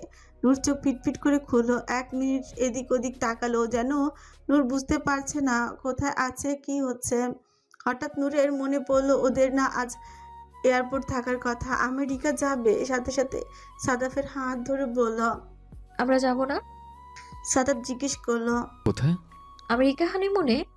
নূর বলল, সাদাব অবাক হয়ে গেল। ঘুম থেকে উঠেই আমেরিকা যাওয়ার কথা। অবশ্য নূর অনেক শখ করেছিল আমেরিকা যাবে, তাই হয়তো ঘুম থেকে উঠেই মনে পড়েছে এখন তো ওদের এয়ারপোর্টে থাকার কথা। সাদাব আমতা আমতা করে বলল, তোর শরীরটা ভালো নেই নূর, ভালো হলে পরে যাব, প্রয়োজন পড়লে পরে টিকিট কাটবো। নূর সাথে সাথে হসপিটালের বেডে উঠে বসলো, বলল, আমি সুস্থ আছি, চলুন আমেরিকা যাব। সাদাব বুঝতে পারছে না কি বলবে বাচ্চা নূরকে, যে নিজেই বাচ্চার মা হতে চলেছে। সাদাব বলল, না নূর, তুই অসুস্থ দেখিস না, একটু আগে মাথা করে পড়ে গেছিলে। ডাক্তার বলেছে এখন তোকে কোথাও নেওয়া যাবে না, সুস্থ হলে তারপর। ওষুধ দিলে ঠিক হয়ে যাবে, ডক্টরকে বলুন ওষুধ দিতে, আমি ঘুমোতে ঘুমোতে চলে যাব। না নূর, দীর্ঘ সময়ের জন্য অসুস্থ হয়েছিস, সুস্থ হলে তারপর নিয়ে যাব, এখন না, পাগলামি করিস না। মানে আমাদের হানিমুন ক্যান্সেল, যাওয়া হবে না? মন খারাপ করে বলল নূর। সাদাব বলল, হারমোনে গেলে যা হতো তা আমরা এখানেই করব। আমি আমেরিকা বেড়ানোর কথা বলেছি, হানিমুন মানে ওইসব বলিনি। আপনি খালি মুখ খুলে বাজে কথা বলেন। সাদাব মুখে কিছুই বলো না, সাথে সাথে জড়িয়ে ধরলো নূরকে। বলল, ধন্যবাদ নূর, তুই একটা ভুল করেছিলে, যার জন্য এত বড় পুরস্কার পেলাম। নূর কিছু বুঝতে পারছে না, সাদাফের দিকে তাকিয়ে বলল, তাহলে চলুন বাসায় চলুন, আমার হসপিটালে ভালো লাগছে না। ঠিক আছে চল। বলেই নূরকে দাঁড়াতে দিল না, একটি হুইল চেয়ার নিয়ে এসে চেয়ারে বসিয়ে দিল। নূরকে হসপিটাল থেকে বের করলো, নূরকে ধরে নিয়েছে। নূর অসুস্থ কারণ না হলেও আমেরিকা যাওয়া ক্যান্সেল হতো না। নূর কখনো প্রেগনেন্ট হতে পারে বা অন্য কিছু, এটা নূরের মাথায় আসার কথাই না, যেখানে নূর জানে নূরের মা হওয়ার সম্ভাবনা খুবই কম। নূরের স্বপ্ন এ কথা আসেনি যে নূর প্রেগনেন্ট হতে পারে। বাসায় নিয়ে আসা হলো নূরকে। রাত বাজে 10টা, নূর বিছানায় রেস্ট করছিল। হঠাৎ নূর বিছানা থেকে নামে এমন সময় দৌড়ে এলো। সাদা বলল, কি করছিস? তুই বিছানা থেকে নামছিস কেন? কি লাগবে বল আমাকে, বল, আমি এনে দিচ্ছি। ক্ষুধা পেয়েছে, আমার কিছু খেতে ইচ্ছে করছে। আমাকে 5টা মিনিট সময় দে, আমি এক্ষুনি যাব, গিয়ে তোর জন্য খাবার নিয়ে এখনই আসবো। খবরদার বিছানা থেকে নামবি না। বলেই সাদাফ দৌড়ে নিচে চলে গেল। নিচের সবাই বসে আছে। সাদাফকে নিচে নামতে দেখে সামিয়া বেগম বলল, কি হয়েছে, নিচে নামছিস কেন? ছোট আম্মু, নূরের ক্ষুধা পেয়েছে, তাড়াতাড়ি কিছু রেডি করে দাও। এই সময় কে কে খেতে পারবে সে অনুযায়ী কিছু রেডি করো। সামিয়া বেগম এক দৃষ্টিতে তাকিয়ে রইল সাদাফের দিকে। তাকিয়ে রইলেন বাড়ির প্রত্যেকটা মানুষ। সাদাফের খুশি যেন ধরছে না।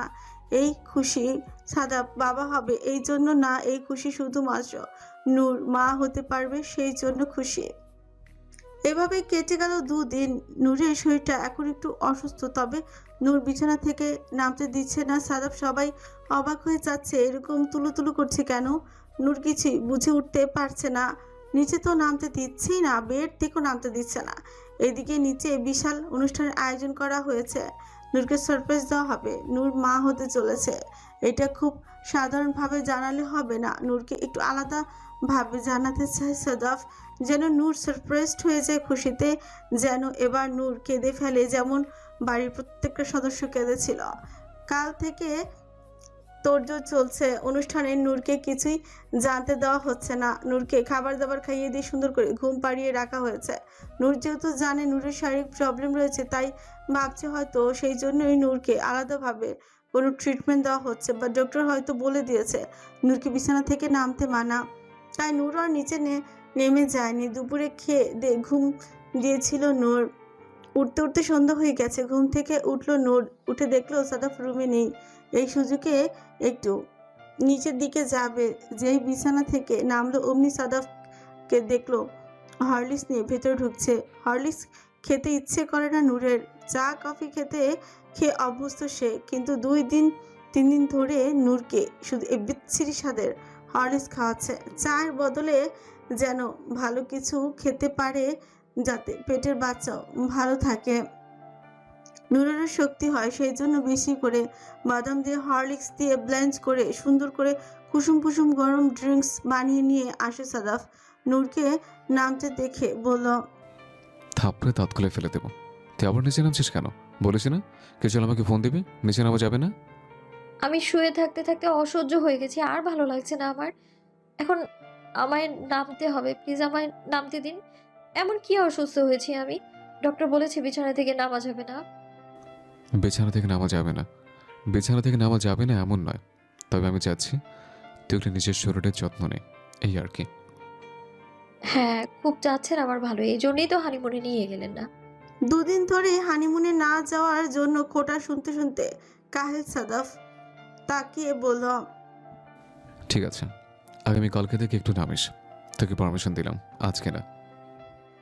নূর জানে তর্ক করে লাভ নেই, এই লোকের সাথে তর্ক কখনোই জিততে পারবে না নূর। তাই হাতে হরলিক্সটি নিয়ে ধীরে ধীরে একটু একটু করে পান করতে শুরু করলো। ঘুম থেকে উঠে নূর ক্ষুধাও পেয়েছে। নূরকে সন্ধ্যায় নাস্তা সুন্দর করে খাইয়ে দিয়ে সাদাফ বলল, তোকে আমি রেডি করে দিচ্ছি, তোর জন্য একটু বড় একটা সারপ্রাইজ আছে। নূর অবাক হয়ে গেল। সারপ্রাইজ? নূর জানতে চাইল। কি সারপ্রাইজ? আধা ঘন্টা পরে বুঝতে পারবি, তোকে আমি সুন্দর করে নিজ হাতে রেডি করে দেবো। বলে আলমারি থেকে একটি শাড়ি বের করলো সাদাফ, সাথে ম্যাচিং করা সব কিছু বের করেই নূরকে ধীরে ধীরে বিছানা থেকে নামিয়ে বলল, পেটিকোট আর ব্লাউজটি পরে নে, শাড়ি আমি পরিয়ে দিচ্ছি। ঠিক আছে, আমি ওয়াশরুম থেকে পরে আসছি। এত রং ঢং করতে হবে না, সবকিছু আমার দেখা, এখানে বসে বসে পড়। নূর অবাক হয়ে গেল, কি বলছে এই লোক, এখন বিছানায় বসে বসে এগুলো করবে? নূর আমতা আমতা করছে। সাদাব জানে নূর এখন লজ্জা পাচ্ছে, তাই সাদাব চোখ বন্ধ করে বলল, আমি চোখ বন্ধ করে ফেললাম, এবার পরে নে, ওয়াশরুমে যেতে হবে না। নূর পেটিকোট এবং ব্লাউজ পরে ফেলো। ব্লাউজটার হুক লাগাতে লাগাতে হঠাৎ সাদাব ঠাস করে চোখ খুলে ফেললো। নূর বলল, চিটিং করলেন কেন? আপনার তো চোখ খোলার কথা ছিল না। তো কি হয়েছে যা, তো কি হয়েছে যা, আমারটা আমার দেখলে সমস্যা কি? দাঁড়া, আমি লাগিয়ে দিচ্ছি। বলে ব্লাউজের উপরে দুটি হুক লাগাতে লাগলো। সাদাফ খোর লাগা দৃষ্টিতে তাকিলো নূরের দিকে। ইচ্ছে করছে এক্ষুনি বুকে নিয়ে পিষে ফেলতে, কিন্তু না, এখন এগুলো করা যাবে না। নূর অসুস্থ, নূরের দিকে তারও খেয়াল রাখতে হবে।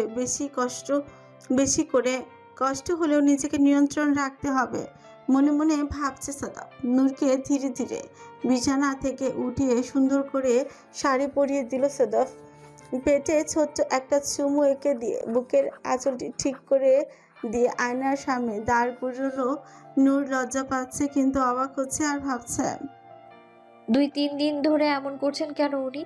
উনি কি আসলে সত্যি সত্যি হানিমুন পিরিয়ড ঘরে বসেই পালন করছে? এই জন্যই বলেছিল আমেরিকা যা হবে তা এখানেই হবে। সাদাফ নূরের চুলগুলো হালকা ঠিক করে দিয়ে আশ্রিয়ে তারপর ছোটে হালকা একটু লিপস্টিক লাগিয়ে দিয়ে বলল, আর কিছু করতে হবে না, আমার নূর পরি এমনিই সুন্দর, পারফেক্ট। নূর আর কিছু বলল না। সাদাফের চোখে সুন্দর মানে সুন্দর, আসলেই সুন্দর, অন্য কিছু দিয়ে আর সুন্দর হতে চায় না সে। নূর তারপর বলল, আচ্ছা বলুন এবার কি সারপ্রাইজ? সাদাফ নূরের চোখে হাস রাখলো, রেখে বলল, আমাকে বিশ্বাস করিস? তাহলে আমার সাথে সাথে চোখ বন্ধ করে হেঁটে আয়। নূর সাথে সাথে চোখ বন্ধ করে ফেললো, চোখের উপর থেকে হাত সরিয়ে দিয়ে বলল, হাত দিতে হবে না, আমি আপনাকে এমনি বিশ্বাস করি। আপনি নিজে ব্যথা পাবেন, কষ্ট পাবেন, কিন্তু আমাকে একটা ফুলের টোকাও লাগতে দিবেন না। বলেই সাদাফের হাত ধরে নূর হাঁটতে লাগলো। সাদাফ সামনে এগিয়ে গিয়ে বলল, এবার আমার হাত ধরে একটু একটু করে হেঁটে আয়। সাদাফ নূরের পায়ের প্রতিটি কদমে নজর রাখছে। কোথাও থামতে হবে, কোথায় ডানে যেতে হবে, কোথায় বামে যেতে হবে, সবকিছু দিক নির্দেশনা দিয়ে একটু একটু করে নিচে নিয়ে আসলো সিঁড়ি বেয়ে। সবাই নিচে দাঁড়িয়ে আছে সারপ্রাইজ দেওয়ার জন্য, কিন্তু সবাই চুপ, মুখে কোনো কথা নেই। নূর সাদাফকে বলল, এবার চোখ খোল নূর। নূর চোখ খুলে দেখলো পুরো ঘরটা অন্ধকার। নূর সাদাফের হাতটি আরো জোরে ধরে বলল, এখানে তো অন্ধকার কিছুই নেই।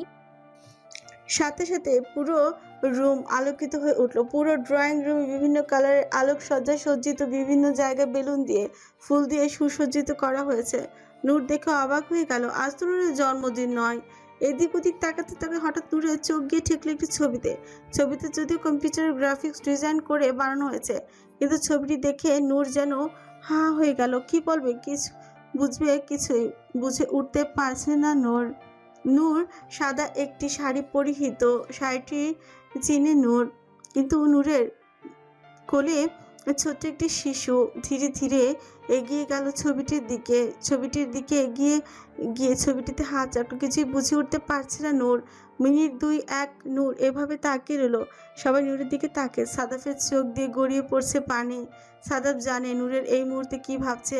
হঠাৎ করে নূরের যেন কিছু একটা মনে হলো। সাথে সাথে নূর ডান হাত দিয়ে ছবিটি ধরে রাখলো, বা হাত পেটে রাখলো। কিছু অনুভব করলো নূর। পেটে হাত রেখে সাথে সাথে সাদাফের দিকে তাকালো নূর।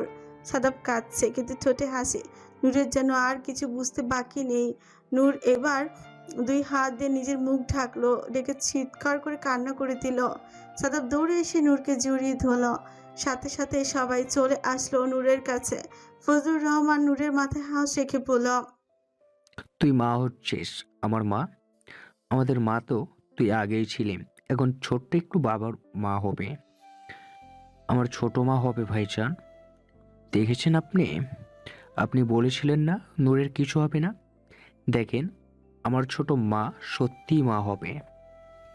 সাইমন এগিয়ে এসে নূরকে নিয়ে নূরের কপালে চুমু খেয়ে বলল, আমার ছোট বোনটা কবে যে এত বড় হয়ে গেল। কিছুদিন পর ছোট একটা নূর বাড়িতে টুকটুক করে হেঁটে বেড়াবে, আমাকে মামা মামা বলে ডাকবে।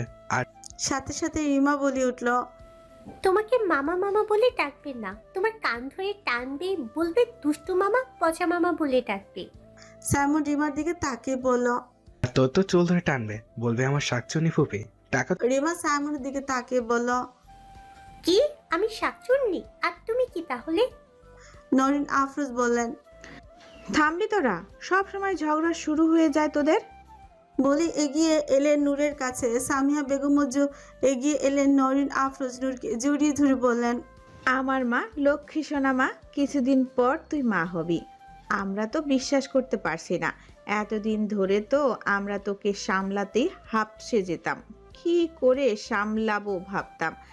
এখন তো তোর আরো ছোট্ট একটা নূর আসবে, নাকি ছোট্ট একটা সাদাব জানি না, কিন্তু ওকে সামলাতে সামলাতে আমরা পুরো বাড়ি হিমশিম খেয়ে যাব। নূর তাকিয়ে রইল নরিন আফরোজের দিকে, চোখে পানি। নূর কিছু বলতে পারছে না। নূর একদম চুপ হয়ে গেছে, শুধু চোখ দিয়ে পানি পড়ছে। সামিয়া বেগম নূরকে জড়িয়ে ধরে বললেন, আমার লক্ষ্মী সোনা মা, আর কাঁদিস না, কাদার দিন শেষ, এখন থেকে শুধু হাসবি। সবার কথা শুনলেও নূরের দৃষ্টিজোড়া যেন আবারও নিবদ্ধ হলো শুধু সাদাফের দিকে। নূর কোনো সংকোচ করলো না, ধীরে ধীরে এগিয়ে গিয়ে এবার সবার সামনে সাদাফকে জড়িয়ে ধরে হাউমাউ করে কাঁদতে লাগলো। সাদাফ ও সবার সামনে নূরের মাথায় হাত বুলাতে বুলাতে বলল, কাঁদিস না নূর, আর কাঁদতে হবে না, অনেক কেঁদেছিস। আমার হাসি তোর আর তোর কান্নাগুলো আমার হোক। সন্ধ্যাটা যে খুব সুন্দর করে পার হলো নূরের, যেন স্বপ্নের মতন। এরকম একটি সন্ধ্যা নূরের জীবনে আসবে নূর তো কখনো কল্পনাও করতে পারেনি। পার হয়ে গেল 9 মাস। এভাবে পার হয়নি। সাদাফের অতিরিক্ত কেয়ার, অতিরিক্ত ভালোবাসা, সাথে পুরো বাড়ির এটা করা যাবে না, ওটা করা যাবে না, এটা খাওয়া যাবে না, সেটা খাওয়া যাবে না। হাফসে গিয়েছে নূর 9 মাসে। বিছানায় বসে পেটে হাত দিয়ে বলছে নূর, ছোট্ট সাদাফ নাকি ছোট্ট নূর, তোরা কবে পৃথিবীতে আসবি? আমার যন্ত্রণা থেকে মুক্তি দে। তোরা পৃথিবীতে আসলে যে আমি এই যন্ত্রণা থেকে মুক্তি পাবো। তোকে পেয়ে এরা থাকবে, না হলে এরা থামবার নয়। হঠাৎ পেটে ব্যথা অনুভব করলো নূর, অসহনীয় ব্যথা। নূর বিছানা থেকে নামার চেষ্টা করছে কিন্তু পারছে না। সাদাফ নূরের জন্য নিচে ফল আনতে গিয়েছিল। হঠাৎ নূরের একটা চিৎকার শুনতে পেল সাদাফ। সাথে সাথে সাদাফ নরিন আফরোজের দিকে তাকিয়ে বলল, মা, নূরের ব্যথা করছে হয়তো। সামিয়া বেগম কাজ রেখে বলল, ভাবি সময় হয়ে গিয়েছে, তাড়াতাড়ি বলেন গাড়ি বের করতে। সাদাফ দৌড়ে চলে গেল নূরের কাছে। নূর সাদাফকে দেখে পেটে হাত রেখে বলল, ভীষণ ব্যথা করছে, সহ্য করতে পারছি না। নূরের হাত ধরে সাদাফ বলল, কিছু হবে না নূর, এই তো আমি আছি। হসপিটালে বসে আছে সবাই। ভেতরে ওটি অপারেশন চলছে নূরের।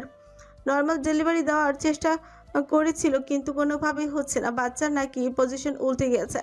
এরকম বেশি সময় হলে বাচ্চার পালস বন্ধ হয়ে যাবে, তাই অপারেশন করতে হবে। সাদাফ অনুমতি দিয়ে দিয়েছে অপারেশন করার। প্রায় 20 মিনিট হয়ে গিয়েছে। অপারেশন রুমে ঢুকেছে 20 মিনিট পরে দেখলো অপারেশন থিয়েটার থেকে বের হলো ডক্টর। বের হয়ে সাদাফের দিকে তাকিয়ে বলল, কংগ্রেচুলেশন, মেয়ের বাবা হয়েছেন। ডাক্তার যেহেতু দীর্ঘদিন ধরে চিকিৎসা করছে নূরের, তাই বলল সাদাফের দিকে তাকে। পুরো হসপিটালে মিষ্টি খাওয়াবেন, আর পরীর মতো মেয়ে হয়েছে আপনার। সবাই খুশিতে আত্মহারা হয়ে গেল। ডক্টর বললেন, একটু পরে নার্স বেবিকে নিয়ে আপনাদের কাছে আনবে। তবে নূরকে বেডে দেবো আরও ঘন্টা 2 পর। নূর এখন ইঞ্জেকশনের প্রভাবে ঘুমাচ্ছে, বেডে দিলে দেখা করতে পারবেন। তবে বাবু একটু পর দেখতে পারবেন, ফ্রেশ করে আপনাদের কাছে নিয়ে আসবে। ডাক্তার চলে গেল। সাদাফ তাকিয়ে রইল ওটির দিকে। নূরকে দেখতে ভীষণ ইচ্ছে করছে, কিন্তু 2-3 ঘন্টার আগে নূরকে বেডে দিবে না। ঠিক এমন সময় নার্স একটি ছোট্ট পরি বাবুকে সাদা কাপড়ে সুন্দর করে মুড়িয়ে নিয়ে আসলো বাইরে। এসেই বলল, বাচ্চার বাবা কোথায়? সবার আগে বাচ্চার বাবার কাছে দিতে হবে। ফজলুর রহমান, হুমায়ুন রহমান, নরিন আফরোজ, সামিহা বেগম, রিমা সবাই দৌড়ে গেলেন বাবুর কাছে। সবাই বাবুকে দেখতে লাগলেন। কি কিউট বাবু। বলল রিমা। সাদাফ অমনি দাঁড়িয়ে ছিল। নার্সটি বুঝতে পেরেছে সাদাফ বাবা, তাই নার্স বললেন, সবার আগে বাবাকে কোলে নিতে দিন। আপনাদের পেশেন্ট অজ্ঞান করার আগেই বলে গিয়েছে, সবার আগে যেন বাচ্চার বাবার কোলে দেওয়া হয় তার মেয়েকে। কথাটি শুনে সাদাফ ধীরে ধীরে এগিয়ে এলো বাবুটির কাছে। এসে কাঁপা কাঁপা হাতে ছোট্ট নূরকে কোলে তুলে নিল। নিয়েই আবারও ঝরঝরিয়ে কেঁদে দিল সাদাফ। কাঁদতে কাঁদতে হালকা করে সাদাফ নিজের সদ্য ভূমিষ্ঠ হওয়া কন্যা শিশুটিকে বুকে জড়িয়ে নিয়ে বলল, আমার ছোট্ট পড়ি আম্মু। 3 বছর পর পুরো বাড়ি আবারও আলোকসজ্জা সজ্জিত। আজ সাইমন আর রিমার বিয়ে। পরি বসে চকলেট খাচ্ছিল। সাদাফ ছিল একটু সামনে কাজ করছিল। হঠাৎ করে নূর এসে পরির হাত থেকে চকলেট নিয়ে খেতে খেতে বলল, ভীষণ ক্ষুধা পেয়েছিল। আর তুমি এত চকলেট খাও কেন সারাদিন? হ্যাঁ, তাতে পোকা ধরবে তো। বলে আবারও কাজে চলে গেল নূর। পরি কান্নাই করে দিল সাথে সাথে। সাদাফ পেছনে তাকিয়ে দেখলো পরি কান্না করছে। সাদাফের কলেজে যেন উড়ে গেল। সাথে সাথে দৌড়ে এলো মেয়ের কাছে, বলল, কি হয়েছে আমার পরিটার? নূর পচা, তুমি ওকে বিয়ে করেছো কেন? আমার সব চকলেট খেয়ে ফেলে। সাদাফ তাকালো নূরের দিকে। সবসময় এরকম করে নূর। ক্ষুধা লাগলেই পরির চকলেটগুলো খেয়ে ফেলে। যদিও সাদাফ নূরের জন্য চকলেট না, তারপরও সবসময় পরিরটাই খেতে হয় এই মেয়ের। সাদাফ বলল, সরি আম্মু, আমি তোমাকে আরো বেশি করে চকলেট এনে দেবো। আর পচা মেয়েটাকে বাবা অনেক ভালোবাসে। পরি আধো আধো বলে বলল, ব্যাড চয়েস। তোমাকে আমি আমার পুতুলের সাথে বিয়ে দিব। নূর পচা। সাদাফ পরি খানি খানি বলল, ধীরে ধীরে বলো আম্মু, নাহলে পচা মেয়েটা শুনে তোমার বাবাকে ঝাড়ু দিয়ে মারবে। অদ্ভুত সুন্দর লাগছে আজ নূরকে। সাদাফ এক দৃষ্টিতে তাকে আছে। হঠাৎ পাঞ্জাবিতে টান অনুভব করলো। টান আর কেউ না, দিয়েছে ওর কলিজা, ওর পরি। নিচে তাকিয়ে দেখলো পরি অনেক সুন্দর করে সাজুগুজু করে সাদাফকে টানছে। সাদাফ জানে এখন কোনো প্রশ্নের সম্মুখীন হতে হবে। এতদিনে অভ্যস্ত হয়ে গিয়েছে সাদাফ। পরি সাদাফের দিকে তাকিয়ে বলল, তুমি আম্মুর দিকে এমনভাবে তাকিয়ে আছো কেন? আম্মু কি আমার চেয়েও সুন্দর? সাদাফ জানে এই প্রশ্নের উত্তর কখনো হ্যাঁ হতেই পারে না। তাই হাঁটু ভেঙে নিচু হয়ে বসে ছোট্ট পরীকে একটা পাপ্পি দিয়ে বলল, আমার পরির চেয়ে কেউ বেশি সুন্দর না। পরি খুশি হয়ে গেল। সাদাফ ওকে সুন্দর বললে পৃথিবীর আর কোনো কিছু প্রয়োজন হয় না পরির। কিন্তু মনে মনে বিরক্ত হলো নূর। এখন আর সাদাফ একটু তারিফ করতে পারে না নূরের। সবকিছুতে ভাগ বসিয়ে ফেলেছে পরি। সাদাফ জানে নূরের মন খারাপ হয়েছে। নূরকে ততটা সময় দিতে পারে না। সাদাফ ব্যবসা নিয়ে ব্যস্ত। বাড়িতে যতক্ষণ থাকে ততক্ষণ পরি ওকে দখল করেই রাখে। দুজনের মধ্যে অসম একটি প্রতিযোগিতা চলছে, যেখানে কেউ জিততে রাজি না বা কেউ হারতেও রাজি নয়। সাদাফকে দিন রাত পরিশ্রম করতে হয় দুজনকে জিতিয়ে রাখার জন্য। পরি খুশি হয়ে চলে গেল এক পাশে। নূর দাঁড়িয়ে রইল। মেজাজ খারাপ হয়েছিল ওর। কখনো লোকটিকে একটু সুন্দর বলতে পারে না নূরকে। একটু এগিয়ে গিয়ে পেছন থেকে জড়িয়ে ধরলো নূরকে, বলল, তুই কি এখনো ছোট রয়ে গেছিস নূর? তোর ছোট্ট পুরো যে আগে সুন্দরী শুনতে চায়। যদি আমি ওকে বলি ওর থেকে বেশি তুই সুন্দর, তখনও কান্না করবে। ও কান্না করলে আবার তুই নিজেও কান্না করবি। দুজনকে আমি কি করে থামাবো? তাই একজনকে আগে খুশি করে দিলাম, এখন আমার ছোট্ট নূরকে আমি খুশি করব। বলে নূরের গালে একটা চুমু এঁকে বলল, আমার চোখে আমার দেখে সবচেয়ে সুন্দরী নারী তুই। আর পরি তো আমার বাচ্চাও, তো আমার চোখে সবসময় সুন্দরী হবে। স্টেজে বসে আছে সবাই। কাজী রিমার দিকে তাকে কবুল বলতে বলে রিমা সুন্দর করে কবুল বলে দিল। কোনো হেজিটেশন নেই। কিসের হেজিটেশন করবে? 3 বছর আগেই তো বোমা ফাটিয়ে দিয়েছিল সাদাব সবার সামনে। বলে ফেলেছিল সাদাব ভাইয়া সাইমন ও রিমার বিয়ে করে দাও, বাস। আর কি? বড় আব্বু আর বড় আম্মু কোনোভাবেই না করতে পারেনি। নওরিন সামিয়া বেগম তো আর কিছু করতেই হয়নি, যা করে সাদাফি করে দিয়েছিল। যখন সাইমনের প্রথম জব হয়েছে সেদিনই এসে সাদাফকে বলে দেয় সাইমনের সাথে রিমার বিয়ে হবে, তবে এখন নয়, 2 বছর পর রিমার পড়া শেষ হবে তারপর। তখন দুজনেই আগত করিয়ে রেখেছিল, কবুলটা করানো হয়নি। আজ শুধু কবুল বলল, আনুষ্ঠানিকতা। তাই রিমার মধ্যে কোনো হেজিটেশন নেই। এবার সাইমনের দিকে তাকিয়ে কাজী কবুল বলতে বলে সাইমনও খুশি খুশি কবুল বলে দিল। নরিন আফরোজ সামিয়া বেগম খুশিতে আপ্লুত হয়ে গেলেন। রিমাকে দোয়া করে বলেন, দোয়া করি তোদের জীবনেও ছোট্ট পরীর মতো এরকম একটা পরী আসুক। পরীর মাথার মধ্যে এই কথাটা ঢুকে গেল। ওর মতো একটা পরী কি করে আসবে? পরী তো একটাই। পরী আবার ছোট আব্বুর কাছে কিভাবে আসবে? ঘরে বসে আছো রিমা, সাইমন দরজায় দাঁড়িয়ে আছে। সাদাফ সাইমনের পকেটে টাকা গুঁজে দিয়ে গেল। যদিও সাদাফের টাকা সাইমনের প্রয়োজনে, তারপরও বড় ভাই হিসেবে উপহার দিয়ে গেল। নূর দাঁড়িয়ে আছে দরজায়। সাইমন বলল, তো দিবেই, টাকা তো তোমার ঘরেই যাবে।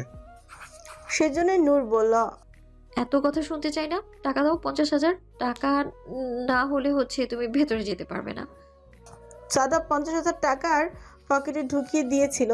সাইমন সেই 50,000 টাকার সাথে আরো 50,000 টাকা, মোট 1 লক্ষ টাকা নূরের হাতে দিয়ে বলল, 50,000 আমার পরি আপুর জন্য, আর 50,000 টাকা আমার ছোট্ট পরিটার জন্য। রিমা বাসর করে ঘোমটা দিয়ে সুন্দর করে বসে আছে। সাইমন ঢুকলো। ঢুকে অবাক হয়ে গেল, এত লাজুক ভাবে বসে আছে রিমা কল্পনাও করতে পারেনি কখনো।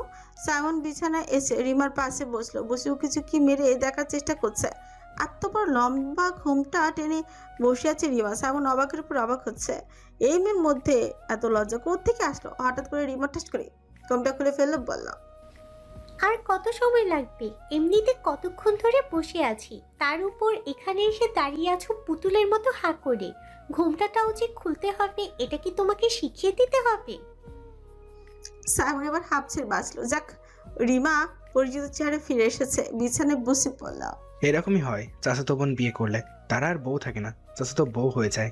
বিয়ে হয়েছে লজ্জা ভাবি, বাসরাত লজ্জায় কাচমুচো হয়ে থাকবে। আমি এসে তো লজ্জা ভেঙে দেবো তা না? দেখে মনে হচ্ছে যে বাসর ঘরে আমার বউ না, চাচাতো বোন বসে আছে। রিমা এক দৃষ্টিতে তাকিয়ে আছে সাইমনের দিকে। এবার যেন রিমা সত্যি একটু লজ্জায় পেল।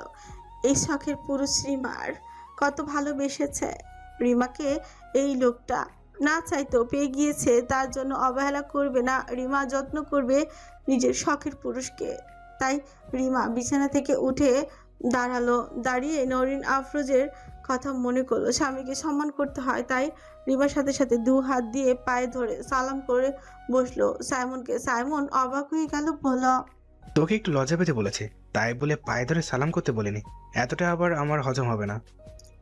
রিমা সাইমনের বুকে একটি জোরে খুশি মেরে বলল, সব কিছুতে তোমার বাধা।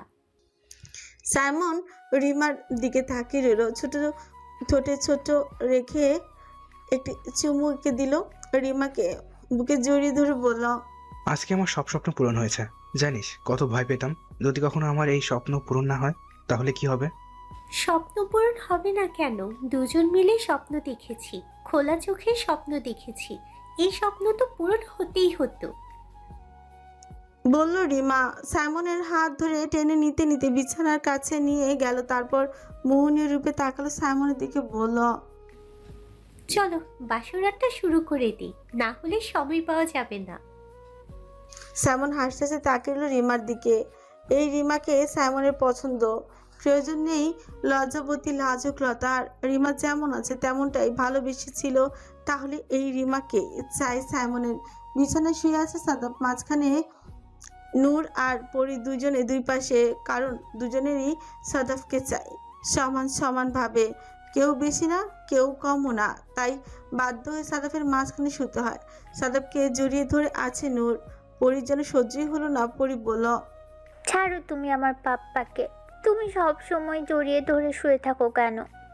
নূর বিরক্ত হয়ে আরো জোরে জড়িয়ে ধরে বলল, আপনার মেয়ে আপনাকে আমার কাছ থেকে ছিনিয়ে নিয়েছে, আপনার মেয়ে পচা। পরির মনে পড়লো ওর মনের ভেতর একটা প্রশ্ন আছে যেটি করতে হবে। সাথে সাথে সাদাফকে টেনে বলল, পাপা, তোমাদের যখন বিয়ে হয়েছিল আমি কোথায় ছিলাম? সাদাফও সরল মনে উত্তর দিল, বিয়ের আগে তুমি আমার কাছে ছিলে, বিয়ের পর তোমার আম্মুর পেটে দিয়েছে। সাথে সাথে করে বুদ্ধি খুলে গেল। জানতে চাইল, পাপা, তাহলে আম্মুর পেটে আমাকে কি করে দিয়েছিলে?